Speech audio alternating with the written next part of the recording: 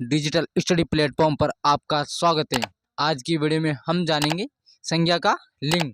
संज्ञा का लिंग कौन सा है, स्त्रीलिंग है, पुल्लिंग है। इस वीडियो में हम इस बारे में चर्चा करेंगे। आइए जानते हैं लिंग की परिभाषा। शब्दकोश के अनुसार लिंग का शाब्दिक अर्थ होता है चिन्ह या पहचान। क्या होता है लिंग का शाब्दिक अर्थ? चिन्ह या पहचान। अर्थात शब्द के जिस रूप के द्वारा किसी भी विकारी शब्द की पुरुष या स्त्री जाति का होने का बोध होता है उसे ही लिंग कहते हैं। यानी वह शब्द जिससे हमें पता चलता है कि यह शब्द स्त्री जाति का है या पुरुष जाति का है, इस बारे में हमें जिस शब्द से पता चलता है वह शब्द उस संज्ञा का लिंग कहलाता है। लिंग के भेद हिंदी व्याकरण में लिंग दो प्रकार के माने जाते हैं। लिंग दो प्रकार के होते हैं, पहला है पुल्लिंग, दूसरा है स्त्रीलिंग। हिंदी व्याकरण में लिंग दो प्रकार के होते हैं, पुल्लिंग और स्त्रीलिंग। आइए अब जानते हैं लिंग का पहला प्रकार पुल्लिंग। शब्द के जिस रूप के द्वारा यथार्थ अथवा कल्पित पुरुष जाति का बोध होता है उसे पुल्लिंग कहते हैं। यानी यथार्थ, हकीकत या कल्पित, कल्पना के अनुसार उसका पुरुष जाति का होना बोध होता है, हमें उसके बारे में जानकारी मिलती है कि यह पुरुष जाति का शब्द है, उसे हम पुल्लिंग कहते हैं।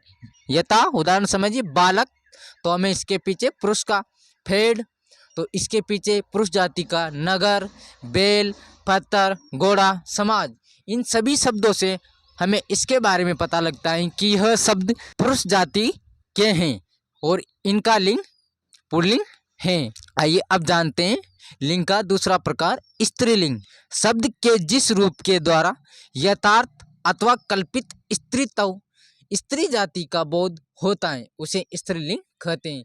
यानी हमें शब्द से जिस बारे में पता चलता है कि वह शब्द स्त्रीलिंग है, यानी वह शब्द हमें स्त्री जाति के बारे में बोध कराता है कि यह शब्द स्त्रीलिंग का है। यथा बालिका, बालिका शब्द से हमें पता लग रहा है कि बालिका, इस शब्द का लिंग कौन सा है, तो इस शब्द का लिंग स्त्रीलिंग होगा। उसी प्रकार लता, डाणी, गाय, ईंट, घोड़ी, सभा, जनता इत्यादि, इन सभी शब्दों से हमें इन सभी शब्दों के लिंग के बारे में पता चलता है कि यह शब्द किस जाति के हैं, तो यह सभी शब्द स्त्री जाति के हैं। पुल्लिंग शब्द पुल प्लस लिंग के योग से बनाए।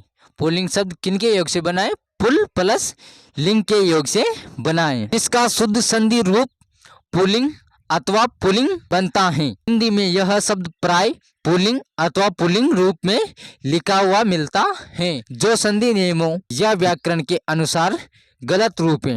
यानी संधि और व्याकरण के नियमों के अनुसार यह शब्द गलत है। लिंग निर्णय के नियम। लिंग का निर्धारण। हिंदी भाषा में लिंग का निर्धारण मूलतः तो संज्ञा के आधार पर होता है। यानी हिंदी भाषा में लिंग का निर्धारण किस आधार पर होता है, तो वह संज्ञा के आधार पर होता है। परंतु शब्द में लिंग की पहचान वाक्य में प्रयुक्त होने वाले क्रियापद के आधार पर की जाती है। जैसे कि वाक्य में कौन सी क्रिया इस्तेमाल में की जा रही है, प्रयोग में की जा रही, उस आधार पर हम उस संज्ञा का लिंग पता कर सकते हैं। जैसे घोड़ा घास खाता है, तो यहाँ खाता है, इससे हमें पता लग रहा है कि यह पुरुष जाति का है और पुल्लिंग शब्द है। गाय घास खाती है, यहाँ पर वाक्य के अंत में क्रिया खाती है, तो इस क्रियापद से हमें पता लग रहा है कि यह शब्द स्त्री जाति का है। अगला है कलम टूट गई। इस शब्द से हमें पता लगता है हिंदी भाषा में लिंग निर्धारण के व्यापक एवं पूरे नियम नहीं बनाए गए। यानी हिंदी भाषा में हम लिंग का किस प्रकार निर्धारण करेंगे, इसके विस्तृत नियम नहीं बनाए गए, जिसके कारण शब्द के लिंग का पता लगाने के लिए हमें उस शब्द का वाक्य में प्रयोग करके देखना चाहिए। यानी नियम नहीं बनाए गए, इसलिए हम उस शब्द का लिंग कैसे पता करें, इसलिए उस शब्द को हमें वाक्य में प्रयोग में करना चाहिए और प्रयोग करने से उसका लिंग हमें ज्ञात हो जाएगा। अर्थात अपनी कल्पना से उस शब्द का प्रयोग करते हुए कोई भी एक वाक्य बना लेना चाहिए। हमारी स्मृति का प्रयोग, कल्पना का प्रयोग करते हुए हमें उस शब्द से जुड़ा हुआ या उस शब्द को इस्तेमाल में लेते हुए और वाक्य का निर्माण कर देना चाहिए। फिर उस वाक्य में प्रयुक्त क्रियापद का रूप देखना चाहिए कि वह वाक्य में किस प्रकार क्रियापद अपने साथ ले रहा है। वह क्रियापद हमें उसका लिंग निर्धारण के बारे में जानकारी देगा। यदि क्रिया पुल्लिंग में प्रयुक्त होती हैं उस शब्द में पुल्लिंग माना जाएगा, और यदि क्रिया स्त्रीलिंग में प्रयुक्त होती हैं उस शब्द में स्त्रीलिंग माना जाएगा। जैसे वाक्य में अगर वह शब्द स्त्रीलिंग क्रिया लेता है तो वह उसकी जाति स्त्रीलिंग कहलाएगी, उसका लिंग स्त्रीलिंग कहलाएगा। अगर वह पुल्लिंग क्रिया लेता है तो वह शब्द पुल्लिंग लिंग का होगा। जैसे पेड़ गिर गया, तो यहाँ पर पेड़ शब्द पुल्लिंग और गिर गया क्रियापद से हमें ज्ञात होता है कि यह पुल्लिंग शब्द पुल्लिंग संज्ञा है। स्त्रीलिंग सेना आ रही है, सेना शब्द अपने साथ रही क्रियापद ले रहा है, इसलिए हमें ज्ञात होता है कि यह स्त्रीलिंग शब्द है।